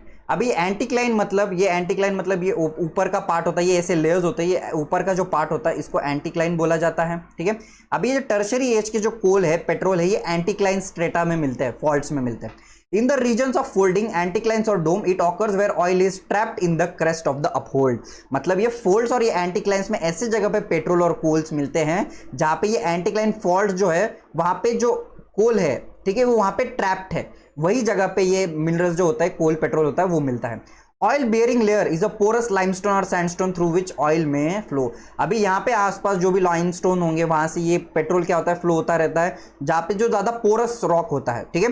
The oil is prevented from rising and sinking by intervening non porous layers. अभी ये जो ऑयल होता है उसको ऊपर जाने के लिए भी कोई जगह नहीं होता है, नीचे जाने के लिए भी जगह नहीं होता, क्योंकि दोनों साइड से रॉक है, ठीक है। तो जहां पे जगह होती है वो वहां पे फ्लो करता है। The oil is prevented from rising, ये हो गया। Petrol is also found in the fault traps between porous and non porous rocks. Gas being lighter usually occurs above the oil. अब ये जो ऑयल होता है ये नीचे होता है, पर उसमें अगर कोई नेचुरल गैस वहां पे देखने को मिल रहा है तो नेचुरल गैस क्या हो जाता है, वो अपनी जगह बना के ऊपर से ऊपर आने की कोशिश करता रहता है। अभी ये जो पेट्रोल है वो कहाँ देखने को मिलता है? पेट्रोल इंडिया में जो है ये मुंबई हाई में देखने को मिलता है, गुजरात में देखने को मिलेगा, आसाम में जो दिग्बॉय जो नाम की जो जगह है वहाँ पे देखने को मिलेगा, ठीक है। अंकलेश्वर जो है ये गुजरात में, वहाँ पे पेट्रोल मिलता है। आसाम जो है ओल्डेस्ट प्रोड्यूसिंग स्टेट है, इंडिया का सबसे पहला जो पेट्रोल मिला था वो आसाम में मिला था। Digboi, Naharkatiya and Moran Hugrijan are the important oil fields in the states. ये इंपॉर्टेंट ऑयल फील्ड्स है, इनके नाम याद कर लो, एमसीक्यूज में आ सकते हैं। नेक्स्ट टॉपिक है नेचुरल गैस। अभी ये जो नेचुरल गैस है ये पेट्रोलियम डिपॉजिट्स के यहीं पे मिलता है, जहाँ पे पेट्रोल मिलेगा वहीं पे नेचुरल गैस क्या होता है, मिलता है। Found with the petroleum deposits and is released when the crude oil is brought to the surface. अभी ये नेचुरल गैस रिलीज कब होता है, जब ये क्रूड ऑयल जो होता है वो सरफेस लेवल तक आ जाता है, तभी ये गैस रिलीज होता है।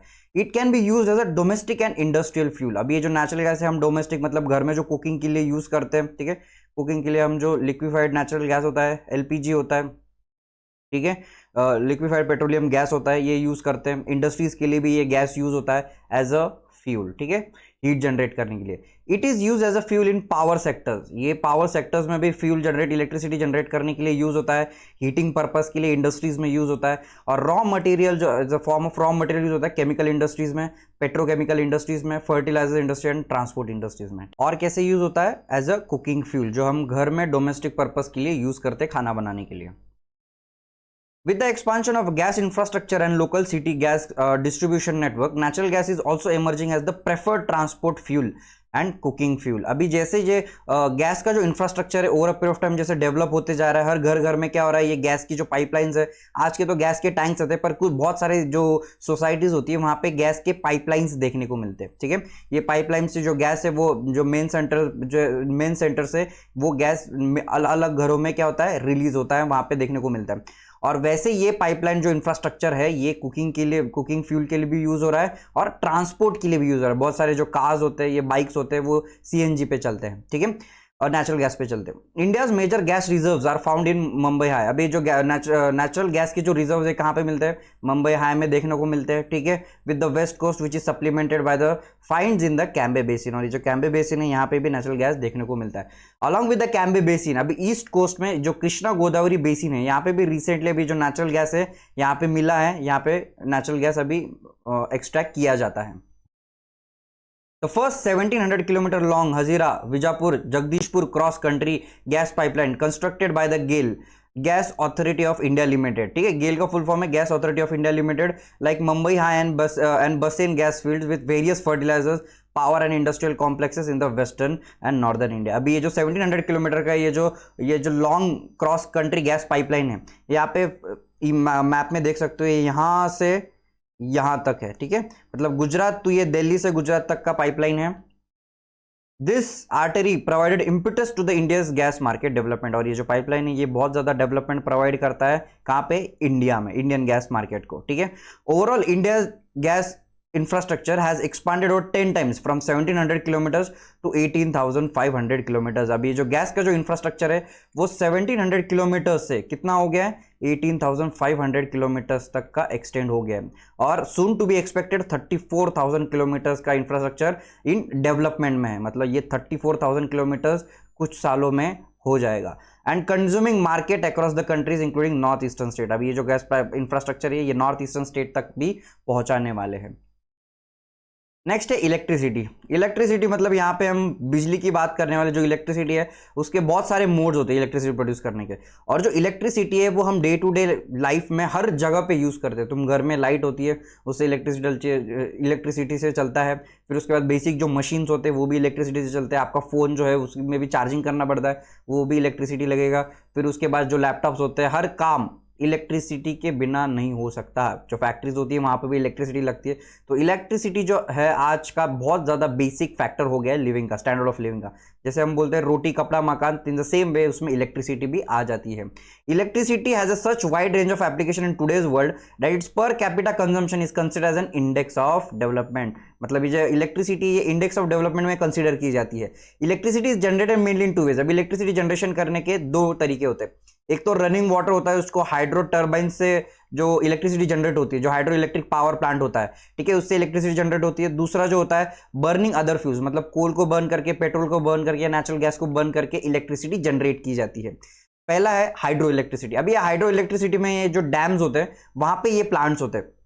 तो यहाँ पे इमेज में आप लोग देख सकते हो ये रिजर्वायर है, ठीक है, ये डैम है। ये डैम से अभी एक नीचे एक गेट होता है, इससे क्या होता है जो पानी है यहाँ से फ्लो होता है, और पानी यहाँ से जैसे प्रेशर क्रिएट करता है, यहाँ पे एक जनरेटर होता है, टरबाइन होता है। ये टरबाइन क्या करता है, वाटर की हेल्प से ये टरबाइन मूव करता है, और मूव करने की वजह से यहाँ से क्या होता है ये इलेक्ट्रिसिटी जनरेट होती है, और ये पानी यहाँ से रिवर में ये अगले दूसरे साइड में चले जाता है। ऐसे इलेक्ट्रिसिटी जनरेट होती है।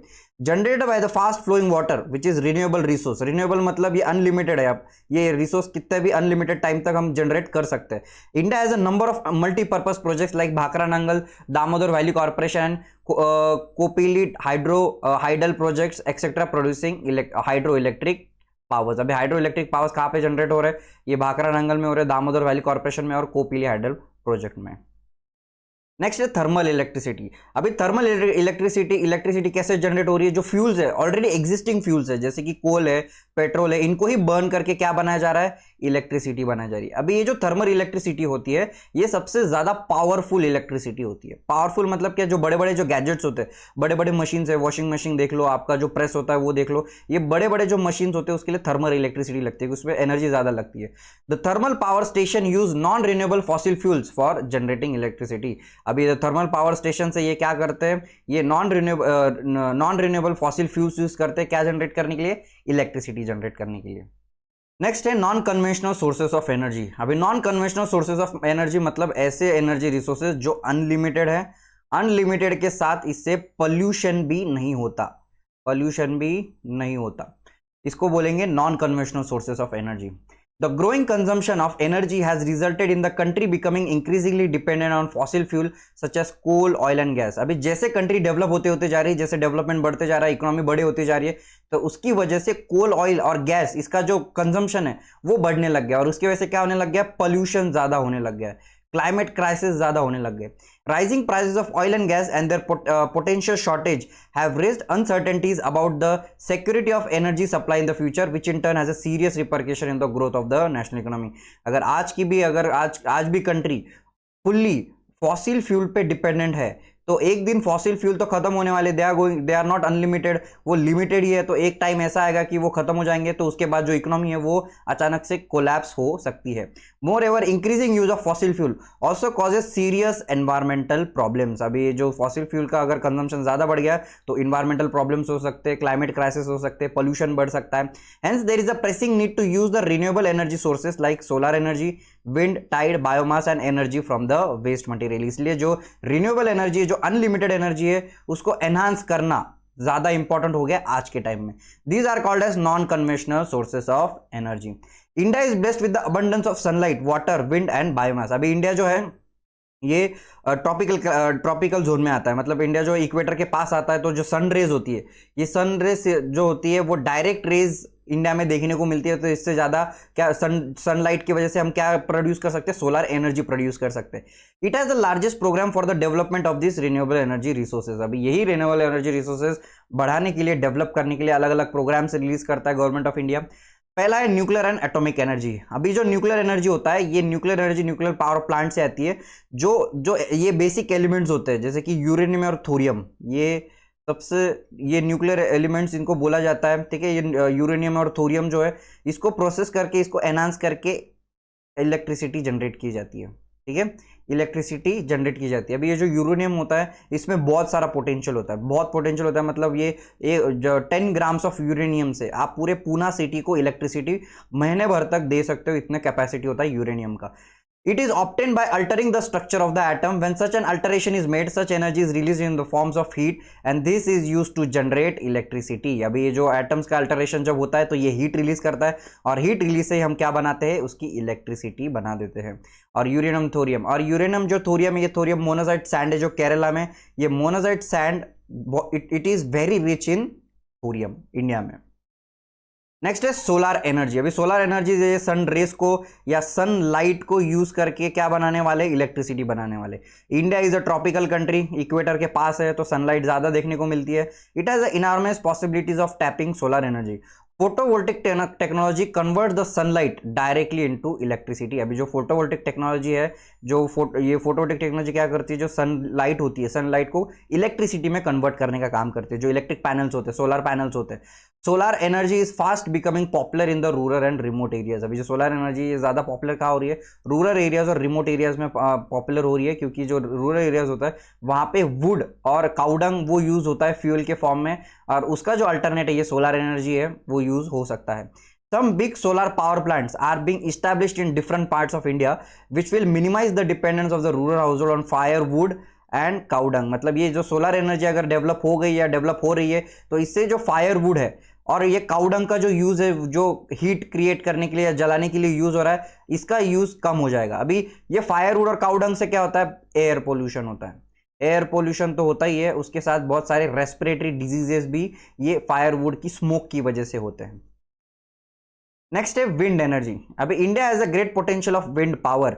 अभी इंडिया जो है, इंडिया में बहुत विंड देखने को मिलती है, अलग अलग प्रेशर जोन से इंडिया में, जिससे जो हवा है एक जगह से दूसरी जगह मूव कर रही होती है, तो ये हवा से ही हम क्या करते हैं, ये हवा से ही हम इलेक्ट्रिसिटी जनरेट करते हैं। फॉर एग्जांपल ये विंड मिल देखते हो आप, ये इमेज में ये विंड मिल दिया हुआ है। ये विंड मिल क्या करती है, ये हवा की वजह से इसके जो विंग्स होते हैं वो क्या करते हैं, मूव करते हैं, और इसमें एक टरबाइन होता है। ये टरबाइन जैसे मूव होता है, उसमें इलेक्ट्रिसिटी जनरेट होती है। तो इन द सेम वे यहाँ पे क्या जनरेट हो रहा है, यहाँ पे इलेक्ट्रिसिटी जनरेट हो रही है। Apart from this, Andhra Pradesh, Karnataka, Gujarat, Maharashtra and Lakshadweep have important wind farms. अभी यहाँ पे अलग अलग जगह पे विंड मिल सेटअप की जाती है। Nagercoil and Jaisalmer are well known for the effective use of wind energy in the country. अभी नगर ये जगह का नाम है, जैसलमेर भी राजस्थान में जगह का नाम है। तो यहाँ पे जो विंड एनर्जी से इलेक्ट्रिसिटी जो फॉर्म होती है वो ज्यादा यूज की जाती है। नेक्स्ट है बायोगैस। बायोगैस ऐसी एनर्जी है या ऐसा फ्यूल है जो ऑर्गेनिक वेस्ट से बनाया जाता है। ऑर्गेनिक वेस्ट जैसे कि shrubs, farm waste, animal waste, human waste, उसको प्रोसेस करके उसको बायोगैस प्लांट में डाल के उसको और डिकम्पोजिशन की प्रोसेस से जो ऑर्गेनिक जितना भी मैटर होता है उसको गैस में कन्वर्ट किया जाता है। और ये गैस ही जो है ये किसका काम करता है, केरोसिन केक और चारकोल का काम करता है। काउडंग केक और चारकोल का काम करता है। Biogas plants are set up at municipal cooperatives and individual level. अभी बायोगैस जो प्लांट्स होते हैं ये गवर्नमेंट्स के हो सकते हैं, कोऑपरेटिव्स के हो सकते हैं, या इंडिविजुअल प्लांट भी हो सकते हैं। This plants using cattle dung are known as gobar gas plants in rural areas. अभी रूरल एरियाज में यही बायोगैस प्लांट को क्या बोला जाता है, गोबर गैस प्लांट बोला जाता है। This provide 10 benefits to the farmer in the form of energy and improve quality of manure. अभी ये जो बायोगैस प्लांट है ये 2 बेनिफिट्स देता है। पहले तो एनर्जी क्रिएट हो रही है, और उसका जो मैन्योर है ये क्वालिटी मैन्योर ज्यादा अच्छे पोटेंशियल के लिए फ्यूल के फॉर्म में यूज किया जा रहा है। Biogas is by far the most efficient use of cattle डंग। अभी बायोगैस जो है ये सबसे इफिशिएंट यूज है, फ्यूल में कन्वर्ट हो रहा है। इधर जो कैटल डंग है, जो काऊ का जो काऊ डंग होता है, वो इतने इफिशिएंट यूज हो रहा है उसका फ्यूल की फॉर्म में। It improves the quality of manure and also prevents the loss of trees and manures due to the burning of fuel wood and cow dung। अभी ये जो मैन्योर का जो क्वालिटी है वो इंप्रूव करता है, और जो ट्रीज की वजह से जो रूरल एरियाज में जो भी वुड यूज करते थे लोग, पेड़ काटते थे जलाने के लिए अपने कुकिंग पर्पस के लिए, वो अभी क्या हो गया है, बायोगैस प्लांट की वजह से कम हो गया है। नेक्स्ट है टाइडल एनर्जी। अभी ये जो टाइडल एनर्जी है, ये टाइडल एनर्जी फॉर्म होती है ओशन की टाइड से। जो ओशंस होते हैं, ओशंस के अलग अलग ये क्या होता है, ओशन के वेव्स होते हैं, ये वेव्स को इसको टाइड बोला जाता है। टाइड्स में क्या होती है, एनर्जी होती है। अब ये टाइड की एनर्जी से हम इलेक्ट्रिसिटी कैसे फॉर्म करते हैं, ठीक है। Oceanic tides can be used to generate electricity. Floodgate dams are built across inlets. During the high tide, water flows into the inlet and gets trapped when the gate is closed. अभी यहाँ जहाँ पे भी Tide ज्यादा होते हैं, dams जैसी जगह पे, ठीक है, जैसे टाइड्स होते हैं तो वहां पे क्या किया जाता है, एक गेट बनाया जाता है। अभी एक गेट बनाने से जो टाइड जैसे एक जगह पे आती है, फॉर एग्जांपल ये यहाँ पे डैम है और ये यहाँ पे टाइड है। अभी ये टाइड क्या करती है, ये यहाँ पे ये जो जमीन है, यहाँ पे जो लैंड है, ये लैंड को क्या करती है, वो क्लैश करती है। ये लैंड को क्लैश करने के बाद यहाँ पे एक छोटा सा गेट होता है, वो गेट से ये जो पानी होता है वो अंदर चले जाता है, और अंदर जाने के बाद यहाँ पे ऐसी एक मशीन होती है, ये टरबाइन मशीन होती है। ये टरबाइन मशीन क्या करती है, ये पानी जैसे अंदर आता है तो टरबाइन मशीन मूव करती है, और मूव करने की वजह से क्या फॉर्म होता है, क्या क्या जनरेट होता है, इलेक्ट्रिसिटी जनरेट होती है। After the tide falls outside the flood gate, the water retain by the flood gates flows back to the sea via a pipe that carries through a power generating turbine. In India the gulf of Khambhat, ये जो गुजरात में अभी कौन से areas में ये tidal energy है वो यूज की जा रही है, गल्फ ऑफ कंबात में हो रही है, गल्फ ऑफ कच्छ में हो रही है, गुजरात में वेस्टर्न कोस्ट है, और गंगेटिक डेल्टा में हो रही है, सुंदरबन जो वेस्ट बंगाल का जो पार्ट है वहां पे जो टाइडल एनर्जी है वो यूज हो रही है। नेक्स्ट है जियोथर्मल एनर्जी। अभी जियोथर्मल एनर्जी मतलब ऐसी एनर्जी जो अर्थ के इंटीरियर में जो हीट है, उस वो हीट जो स्टीम में कन्वर्ट हो जाती है, वही स्टीम को यूज करके हम क्या बना रहे हैं, इलेक्ट्रिसिटी बना रहे हैं, ठीक है। It refers to the heat and electricity produce by using the heat from the interior of the earth, मतलब अर्थ के अंदर की जो हीट है वही यूज करके हम इलेक्ट्रिसिटी जनरेट कर रहे हैं, उसको जियोथर्मल एनर्जी बोला जाता है। Geothermal energy exist because the earth grows progressively hotter with the increasing depth. अभी ये जियोथर्मल एनर्जी कैसे एग्जिस्ट करती है, जैसे अर्थ, हम लोगों को पता है कि अर्थ का जो कोर है ये सबसे हॉटेस्ट पार्ट है, ठीक है। अभी अर्थ में जैसे डेप्थ में हम जाते हैं तो हीट क्या हो जाती है, बढ़ते बढ़ते जाती है, जैसे हम डीप चले जाते हैं। Where the geothermal gradient is high temperature are found in the shallow depth, ground water in such an area absorb heat from the rocks and become hot. अभी जो ग्राउंड वाटर होता है, फॉर एग्जांपल ये अगर ये land है और यहाँ पे ग्राउंड वाटर है, तो ये ग्राउंड वाटर यहाँ पे क्या हो जाता है, अगर ये पानी है यहाँ पे, तो ये हीट की वजह से ये पानी क्या हो जाता है, ये स्टीम्स में कन्वर्ट होने लगता है और ये ऊपर आता है। और ये स्टीम्स जैसे ऊपर आती है तो यहाँ पे ये ऐसे मशीन्स होते हैं, जनरेटर टर्बाइंस होते हैं, वो ये स्टीम को किस में कन्वर्ट करते हैं, इलेक्ट्रिसिटी में कन्वर्ट कर देते हैं। There are several hundred hot springs in India which could be use to generate electricity. अभी इंडिया में ऐसे बहुत सारे हॉट स्प्रिंग्स है जिससे हम क्या प्रोड्यूस करते हैं, इलेक्ट्रिसिटी प्रोड्यूस करते हैं। 2 experimental projects have been set up in India to harness geothermal energy. अभी 2 एक्सपेरिमेंटल प्रोजेक्ट्स हैं ये जियोथर्मल एनर्जी हार्नेस करने के लिए। पहला है Manikaran in Himachal Pradesh and the other is located in the Puga valley जो लद्दाख में है। नेक्स्ट है एनर्जी कंजर्वेशन। अभी इतना टॉपिक में हम लोगों ने पढ़ा कि एनर्जी कैसे बिल्डअप होती है, एनर्जी कैसे बनाई जाती है, रिन्यूएबल एनर्जी क्या होती है, नॉन रिन्यूएबल एनर्जी क्या होती है, फिर कोल है, पेट्रोल है, उसकी वजह से बहुत सारा क्या होता है, एयर पोल्यूशन होता है। अभी यही पोल्यूशन को या एनर्जी, जितनी भी एनर्जी हम क्रिएट कर रहे हैं उसको कंजर्व करना बहुत ज़्यादा ज़रूरी हो जाता है। Energy is the basic requirement for the economic development. अभी इकोनॉमिक डेवलपमेंट किसी भी कंट्री की करनी है तो एनर्जी ये बहुत इंपॉर्टेंट फैक्टर हो जाता है। Every sector of the national economy, agriculture, industry, transport, commercial and domestic needs input of energy. अभी इकोनॉमी में तुम कोई भी सेक्टर देख लो, इंडस्ट्रियल सेक्टर देखो, एग्रीकल्चर सेक्टर देख लो, प्राइमरी, टर्शरी, ठीक है, ये सब सेक्टर्स में हमको एनर्जी लगती है, इलेक्ट्रिसिटी के फॉर्म में, कोल के फॉर्म में, कोई भी फॉर्म में।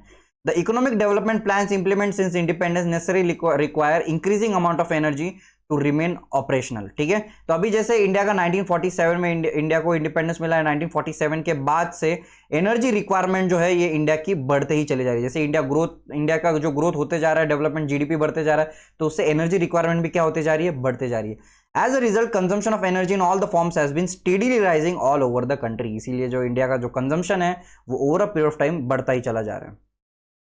इन the background there is urgent need to develop a sustainable path of energy development. इसीलिए अर्जेंसी क्या है आज, सस्टेनेबल पाथ एक डेवलप करना है। सस्टेनेबल पाथ मतलब एक ऐसा पाथ जिससे तुम एनर्जी जो है वो प्रिजर्व तो करो, प्रोटेक्ट तो करो, सेफ तो करो, पर उससे जो एनवायरमेंट है उसको क्या होना चाहिए, हार्म नहीं होना चाहिए।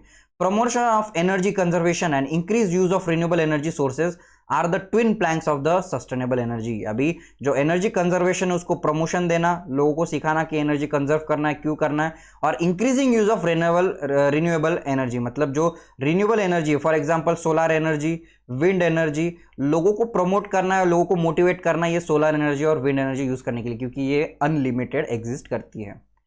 India is presently one of the least energy efficient countries in the world. India जो आज है, आज सबसे लेस्ट इफिशिएंट कंट्री है, एनर्जी इफिशिएंट कंट्री है, मतलब एनर्जी है ये बहुत ज़्यादा वेस्ट होती है इंडिया में, इलेक्ट्रिसिटी वेस्ट होती है, कोल वेस्ट होता है।